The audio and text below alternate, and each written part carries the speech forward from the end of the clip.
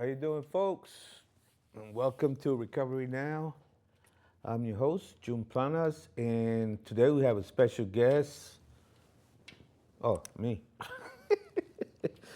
Uh, so we're just going to talk, you know, have a little conversation about recovery,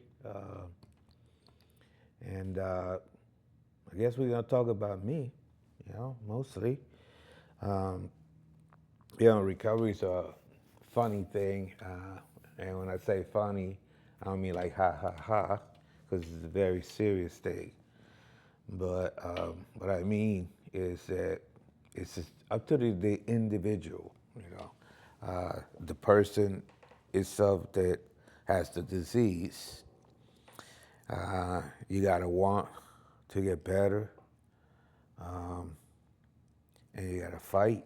Um, you know, because of all the things that I've done,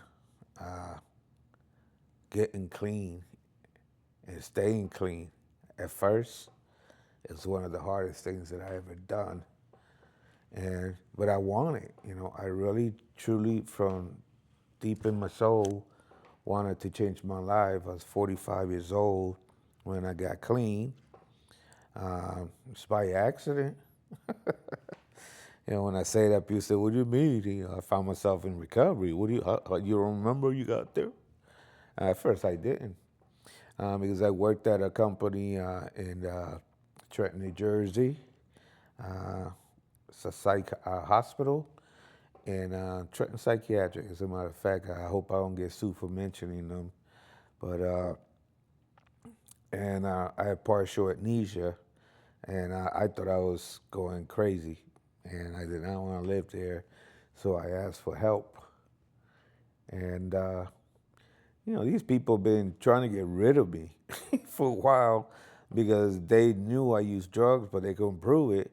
Back in the day, the sample cups, they have a body temperature where you could tell it came right at your body. So you were able to keep it in a little container, put it under your arm, between your cheeks, somewhere to keep it warm, and that's what we used to do back then. But 6 years they were trying to get rid of me, and finally when I asked for help, they said, we know what to do. And they sent me to Florida for a recovery. Wow. But I'm glad, I call that's God watching over me, and helping me, because He knew I needed it. He knew I wanted it. But I guess I didn't know how to ask, and I didn't believe that there was such a thing as God. I didn't,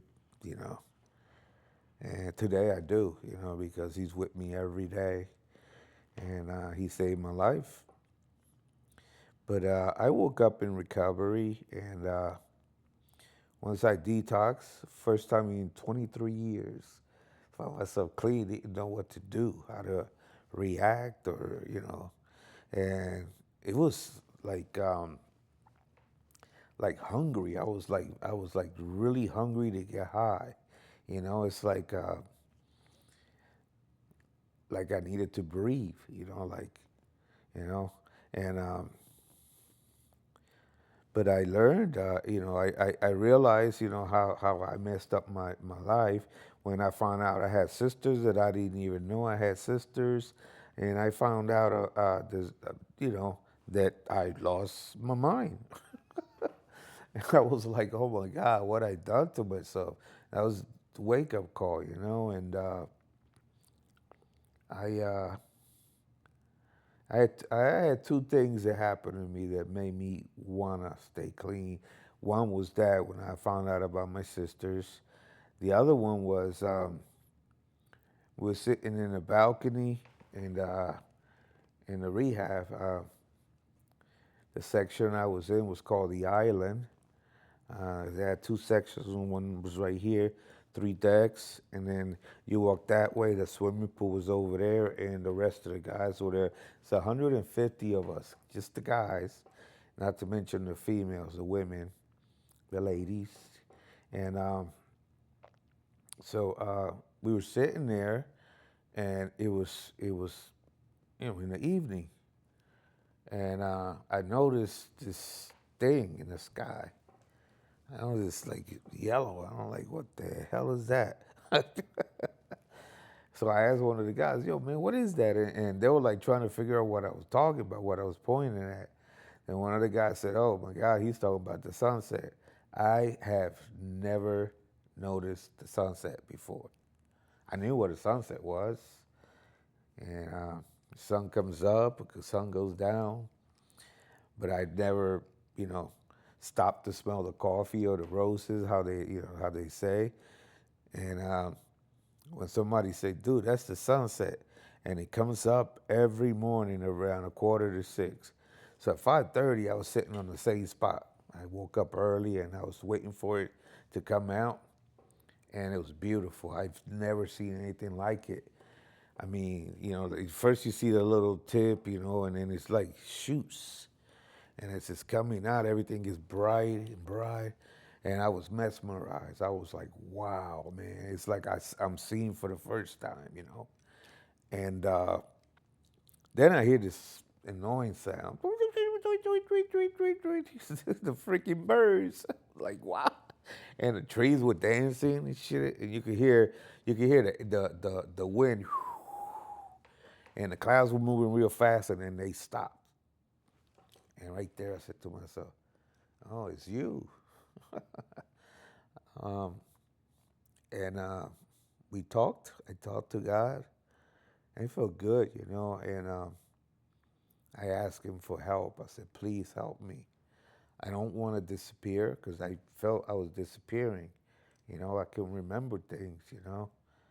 And I promised him if he helped me with his help and the help of the program of recovery, I would do whatever I can to help the next guy.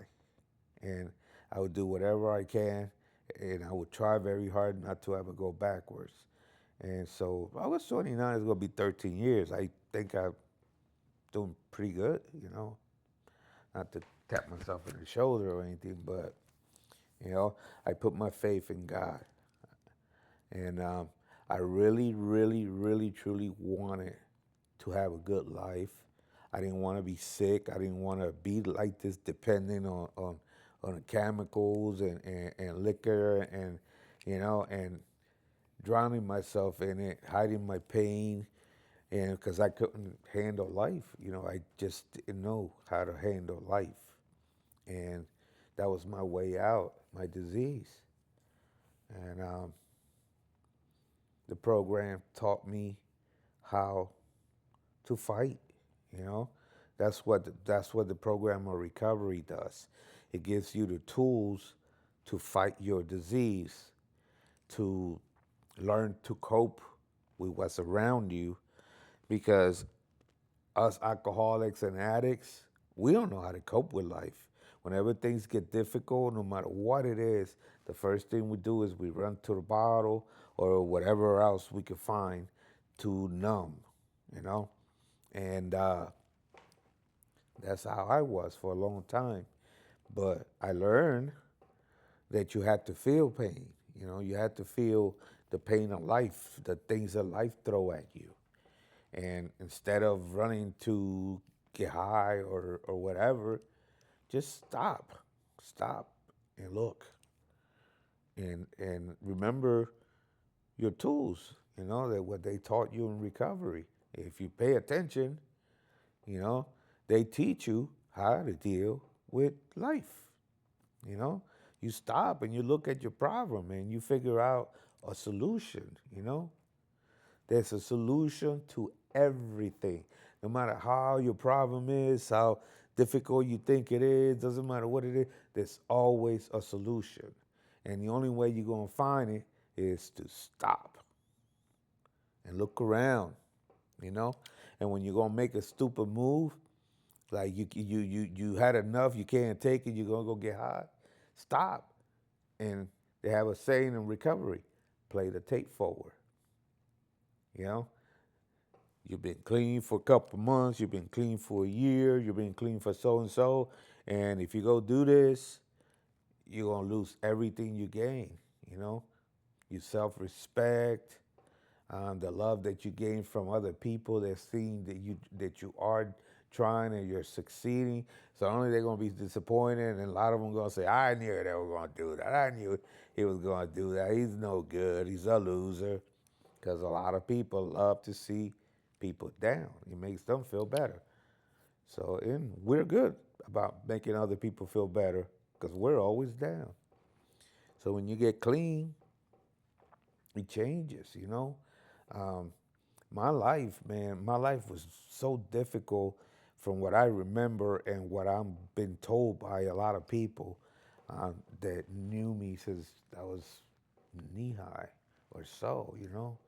How you know how screwed up I was, and I think about that, and I think about it now. I don't dwell on it. I whatever I remember, whatever I'm told, I keep it inside here, but should serve me as a lesson. You don't want to go there. As soon as I feel like I want to fuck up, excuse my language, I'm sorry. I think about how I already did and how my life is going and how it's getting better and how I want it to get even more better, and I don't go backwards. I stay away from that side street. I stay on the highway of recovery, you know? Because every time you go to the side street, that's when you remember what your life was like, what you went through, what you did, the suffering that you put yourself through. Because we're the ones that do that to ourselves. We put ourselves through suffering, and we're always blaming the other people. Oh, it was that fault, that guy, you know. And no, it was your fault. If you're speeding and the cop stops you, and gives you a ticket and you wind up losing your license, whose fault was it? Oh, that cop, if he would have gave me the ticket. No, he's doing his job. You're the one that was speeding. So you got to slow down. You know, slow down, look around, learn to live. And recovery gives you that. Recovery helps you find yourself, the you that you should have always been, you know? And today I'm comfortable in my skin. I always hear people say that, and never. When I first got in recovery, I had no idea what that meant, and now I can say it. I'm comfortable with my skin. I'm happy. You know, I like the way my life is going. You know, I like when I walk down the street and I don't have to be looking backwards to see who's about to beat me up or because I owe them money or I robbed them or something. You know, because that's what I was about.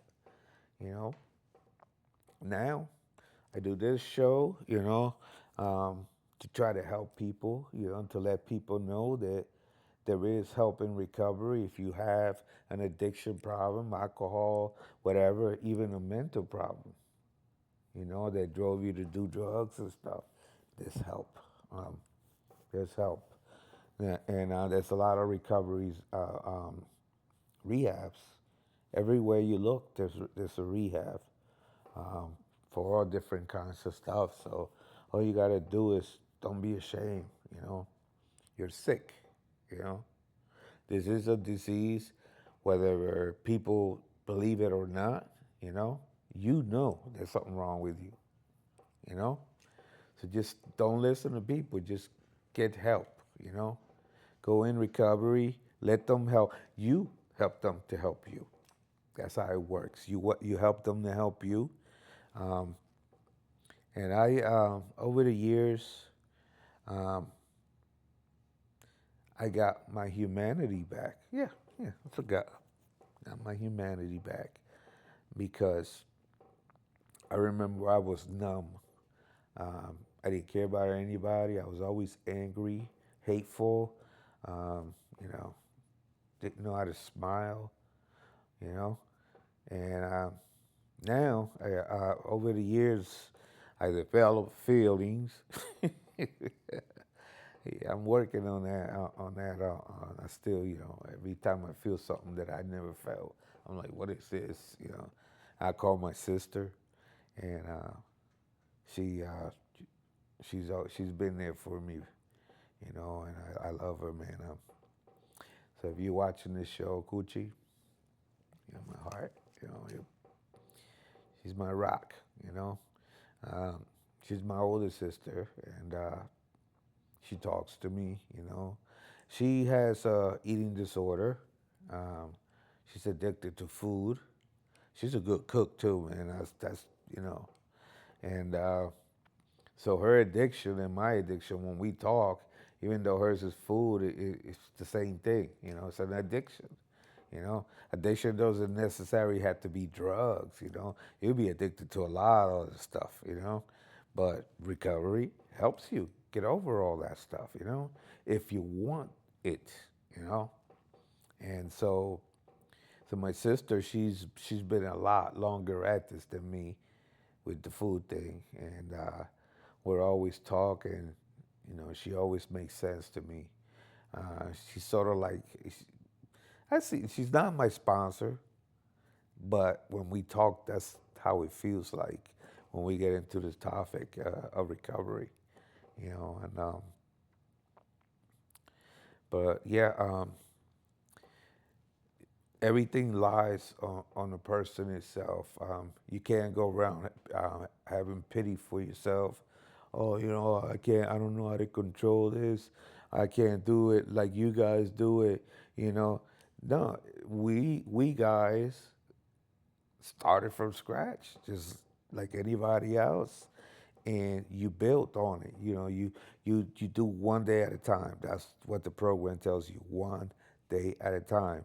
You get past this day, you thank God that you got past it, and when you wake up in the morning, you thank Him for allowing you to wake up, and then you ask Him to guide you, to walk alongside of you, to help you make it through this day, and you take it one minute at a time, you know. But if you don't work on it, if you don't want this, it's not gonna happen, you know. And I learned once I talked to God, once I asked Him for help, and I jumped into the program. You know, I let them tell me what to do and how to do it, and I listened. You know, we don't want to be told what to do. No alcoholic, no addict likes to be told what to do. You know, no matter what it is, whether it's for your own good, we don't want to be told what to do. But we have to get past all that. We have to change. What you're doing is you erase the old you and start filling in the blanks with a new you, you know? Program yourself, whatever you want to call it, you know? But you got to do it if you want to stay clean and sober, if you want to live a good life, you know? Um, you could have all kinds of stuff, you know? People say recovery, that's a saying, when you get clean and sober, you gain, I forgot how it goes. But a lot of people think that it means material things, that you gain, you get your job back, you get your girlfriend back, you get your car, That's not what they're talking about in recovery. What they're talking about is you get your self-respect back, you get your life. You learn to live, you become a human being again. And that's what they're talking about. And I never knew how that felt. I never felt. Now I got feelings, sympathy for others, all that stuff, all those goody stuff, and and I dedicate my life, I mean, to do whatever I can. I'm just one of the little guys, and the big guys with everything that are not doing anything. They don't care. They just want to make more. But I do what I can to help people at my job. I get the clients come to me all the time. We sit down, we talk, and I can't tell you what we talk about, but you know, or names or anything because it's against the rules. But and I look at them and I be like, wow, I remember when that was me, and if I don't watch myself, that could be me again. So every day, I thank God and I ask Him to guide me, and I take it one minute at a time, you know. Don't try to rush to the day. Plan what you want to do, you know. And but most of all, whenever I can help somebody, I do, In this show here, if you now I'm just talking to you. I don't have a guest today. My guest couldn't make it, but usually my guests are people like me and like you, you know, those of us that have the problem, we're alcoholic addicts, um, and they've been clean for a number of years. Even the least year I had it in my show, I think it was 5 years or 6, something like that. But and these people, um, they all been through what I've been through, similar. We all wind up in the same thing, wanting help, and we wind up in a program, and some took more tries than others. Sometimes you got to go to multiple rehabs. You come out, you relapse, you start again. You start again instead of feeling sorry for yourself, because that's something that comes after that. I've never experienced it because so far I've been lucky. I've been one of those that, you know, out of my bunch, they said out of 10, out of 100, one which is the 10%, stays clean. So far, that's been me out of my group, and but I get hungry. What I mean. What I mean by that is I get urges, and I was told at first that, yeah, you it's gonna get easier as you go, which it is. Now when I get the urge to drink, to have a drink, or or to smoke, um, I start talking to God, and I start thinking about other stuff. I go, because I know what that is. That's my disease talking. A lot of people say I used to be an alcohol addict. I said, no, you're always going to be one. You're just not active. I'm I'm not active, and my plan with God's help in this program is to stay that way and to die that way, clean and sober. You know, but I don't know what tomorrow's going to bring. I can't say that I'm going to stay clean forever. I want to, and I'm going to try one day at a time. And that's all you could do. Don't be ashamed because people might look at you and say, well, oh, man, he does drugs, he's a bad person. Because I want to tell you, everybody that gets high is not a bad person. Everybody that has alcohol problems is not a bad person. You're just sick, that's all, you know? And or medicine is the program of oop, recovery. You see it right there? That's that's our medication. Doesn't come in a pill, doesn't come in a fluid, you know? It's a book that was written, there's a couple of them, but the first one was written back in 1930, 39, 39. You know, Bill and Bob, they stayed clean for 5 years. These guys, back in the day, they used to put people in asylums, where I used to work, you know. But back in them days, they were, and there was nothing for people, no programs. And these two guys, they were determined to stay clean, and they figure out, in 5 years, it took them a couple of tries, over the years, but and everything came from the Bible, you know. This is a spiritual program, um, and they took stuff from the Bible, because the Bible tells you about, all kinds of stuff. I've never personally read the Bible because I'm not a religious person, but I learned to love God and Jesus. I learned that they exist, and I have a Bible. I have a Bible, and I look at it, One of these days, I'm gonna start reading it, and and see all these wonderful things that are in there. Because, like I said, some of the stuff from recovery came from the Bible, and so I asked for help, and I got it. So always be careful what you ask for, because you just might get it. So if you want help, if you really truly want help, ask for it. Make a move.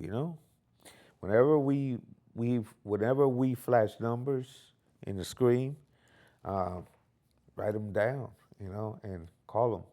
And if you're in the area, just Google recovery, rehabs. You know. But anyway, thank you for listening. I hope I didn't bore you to death. um,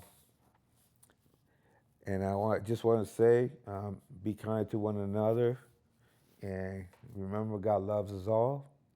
Take care. Peace.